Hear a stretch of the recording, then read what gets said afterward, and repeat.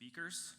Having spent with a number of Hugh Caine instruments over the years, it pleases me to no end that we continue to shed more and more light on an incredible contributor to Canadian electronic music and the contributions of Canadian Hugh Caine, a physicist, ex-World War II radio engineer. And it's just so amazing. I'm so pleased to see so many new and friendly faces from the past number of years. Our first speaker is no stranger to you. Gayle Young is a researcher, instrument builder, and author of the Sackbut Blues, one of the first pieces of literature I have to say that I read of Hugh Caine's pioneering work. Today, Gayle Young will be presenting a paper titled Hugh Caine's Electronic Sackbut, 1964 to 1954. Sorry, 1946. I went backwards there to 1964, where she will provide more insight into Hugh Caine's designed electronics. Gayle, do you want to come up?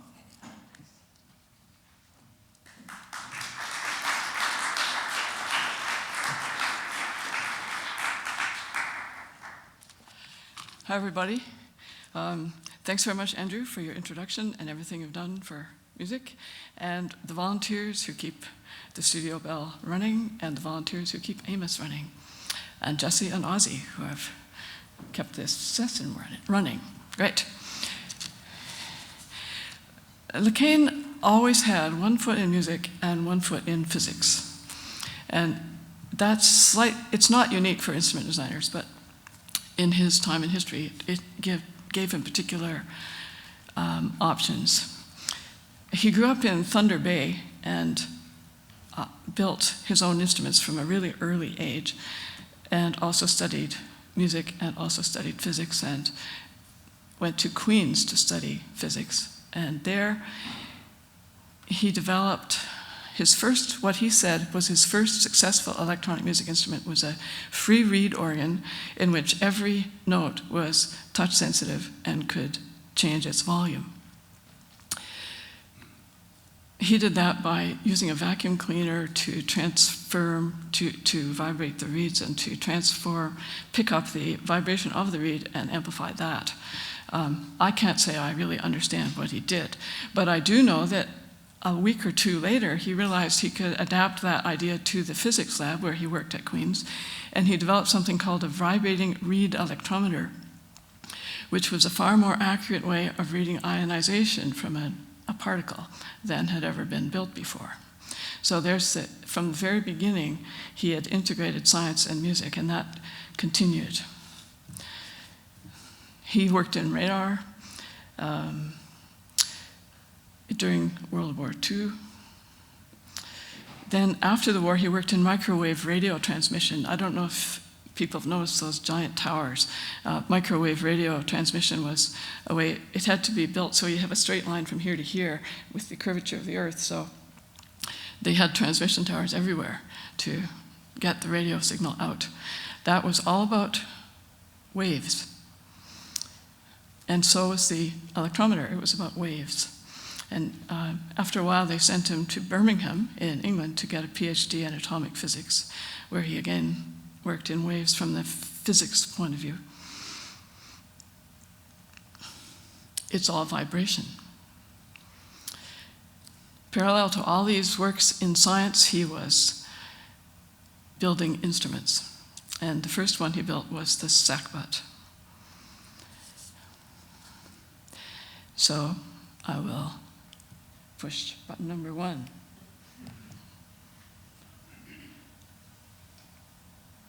Button number 2. Oh, wrong button, sorry.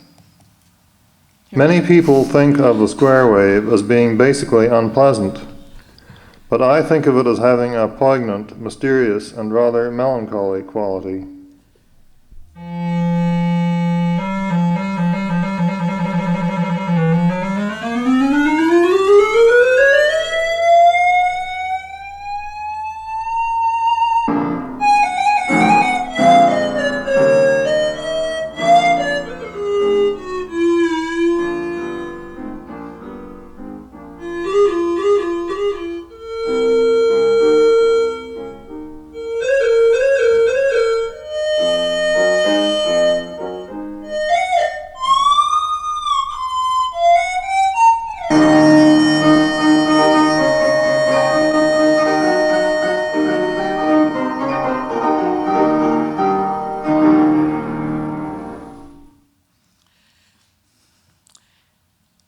The instrument was recorded in 1946 with fellow physicists, which again underlines my sense that physics and music were intimately linked. In playing that audio without showing a picture of the instrument, I'm emulating what Caine did in the lectures he gave. Based on these recordings, the National Research Council decided to let him work in music as his job at NRC instead of after hours in his house. And part of that was giving lectures everywhere. He lectured through the Institute of Radio Engineers. He published to them. He was a very dynamic and entertaining lecturer. So he would play a piece like Rhapsody in Blue and then show people what it looked like by pulling a great big blanket off it. Here's what it really is. It's actually a packing case. And then he would explain the way that the right hand controlled pitch and volume, because the keyboard was pressure sensitive downwards to increase volume, and moving, the whole keyboard was mounted on sideways springs, basically, and a bit of foam to allow you to switch the pitch and get a vibrato. And the left hand controlled the timbre. And so I'll play another example.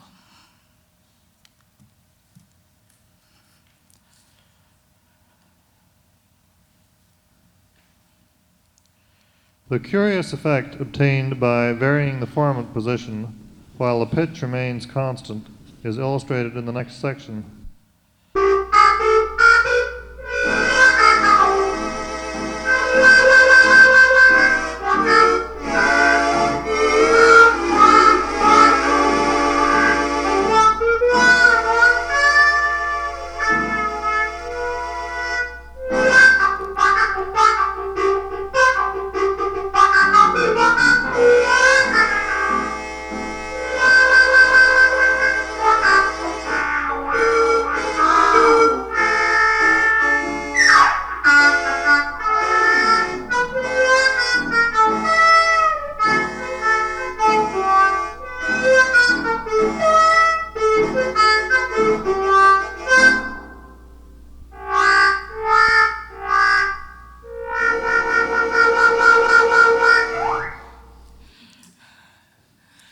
Yes, the humor is evident in the sound also. Here's another image of Caine playing the instrument.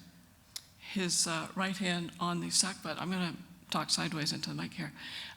His thumb is pushing something, one device that extends voltage for the timbre. There are also three that you can't see here, where his other fingers control different levels of the format. The format controller was two plates of metal, both wired, and on the bottom one, all the different waveforms were wired around the edge. And as you moved the top one, the voltage switched to gradually shift the waveform, which is what we heard in the previous example of sliding this piece of metal on top of another piece of metal and getting a waveform instead of a scratching sound. It's engineering, a feat of engineering. Caine conceived of sound in three dimensions. Pitch is horizontal, volume is vertical, timbre is close and far away.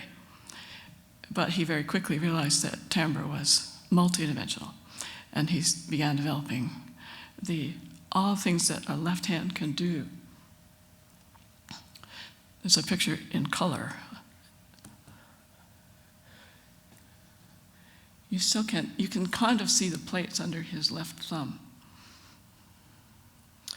And that little wooden thing in the foreground is the octave switch. You can switch the range. And all the little black knobs have something to do, have some function in the instrument. There was a second one built, but it was lost. And then the ones after that were built in the 70s in an attempt to manufacture the instrument as a synthesizer.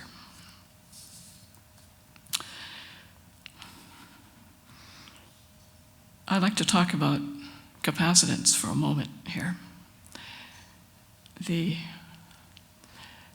vibrating reed electrometer worked on capacitance. The Sackbut controls all worked on capacitance. Especially important, in my opinion, is the moving plate situation. Capacitance allowed the instrument to be touch sensitive. And I've been in touch with, I've been a good friend of an expert on electronics named Bill Buxton, who's written 2 articles about capacitance. And one of them is called Multi-Touch Systems I Have Known and Loved, A History of Touch Sensing Technology. And the other one is The Long Nose of Innovation, which was published in 2008 in Business Week. It's Bill's opinion that Caine's control for the Sackbut was a significant step up in the long development of capacitance that led to the touch screen at the bank that we used every day. So that's another example of physics and music connecting. And at this point, I would like to ask you if you have questions, because I've skimmed over a lot of this and I'm willing to discuss things further. Yes? I just wonder why he chose, as a Sackbut player myself, a metal Sackbut, I just wonder why he chose that name. Very good question. He says in his IRE article that he named it that because he knew that his instrument was already obsolete.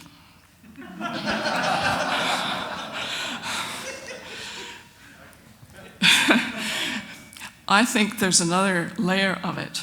I think he recognized that his work was part of a long continuum of the development of music instruments, starting well before the Sackbut.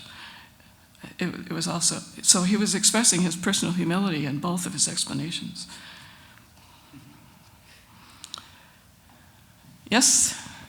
Could you shine a little bit of light on Caine's cognizance and reference to previous technologies, like how just sort of how the genome of early electronics from telharmonium down influences his work in the 50s and 60s?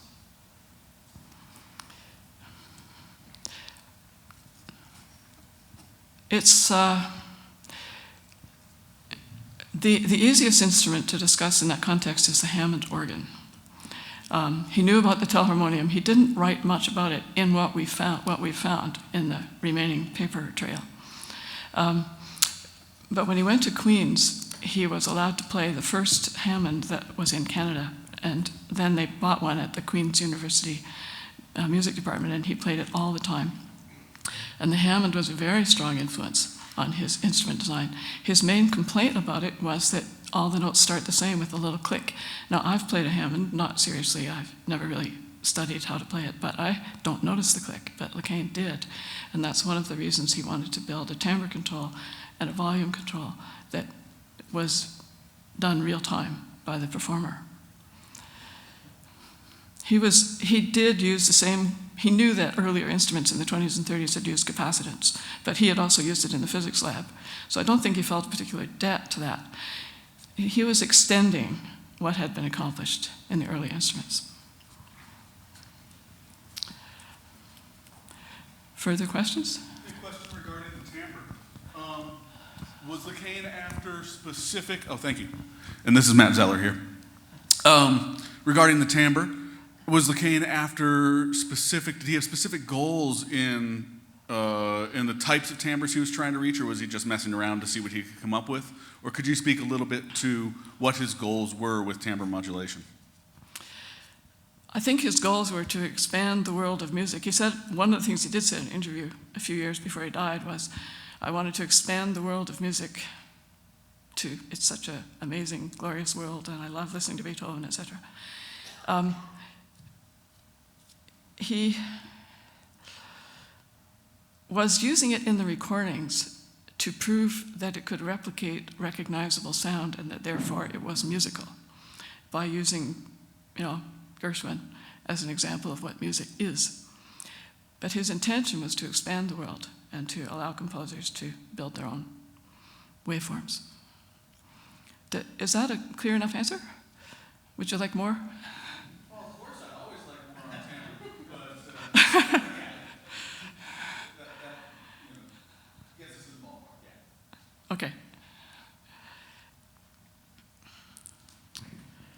Yes?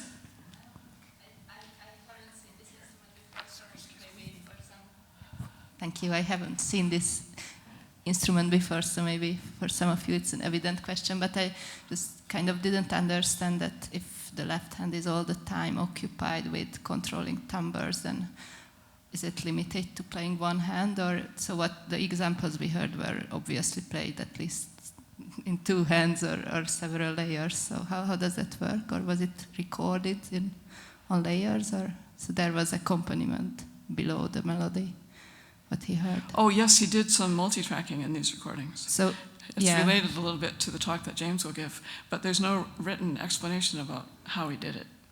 Oh, I see. But then it is limited to kind of playing one right-hand piano than the instrumental technique, I mean. Yeah, he's likely played both and then multi-tracked them with his tape recorder. I see.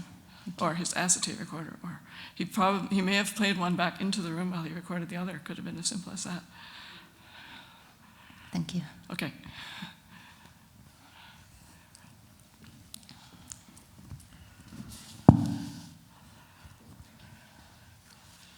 Hey, Gayle. So I'm actually going to just expand to answer a little bit more about that question, just because I think one of the things you could play with two hands. It's not just the recording, but like when you're actually playing the instrument, you could set your the timbre controller and you could set the formant control in a fixed position, and then you could do two-handed pieces. Just to answer whoever asked the question. So you could do two-handed pieces while it was set and then return your left hand to make adjustments back to the controller. So you could, if you wanted to, play with two hands. I'm presenting next, just so nobody here knows me, Tom. So Gayle and I work on the Sackbut together. But if that was the question, whether you could play with two hands at once, you could, because the controls could be fixed while you were playing with your left hand. Does that make sense?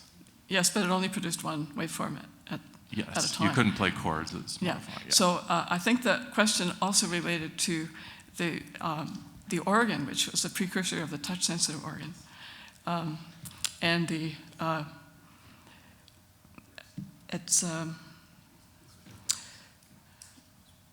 sorry about losing my train of thought here. There's a background sound in both recordings. One of them's a piano and one of them's an organ, both keyboard instruments. That was what I was referring to.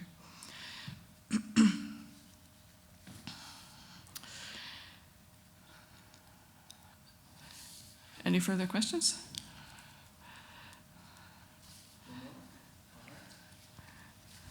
Thank you, Gayle. You're welcome.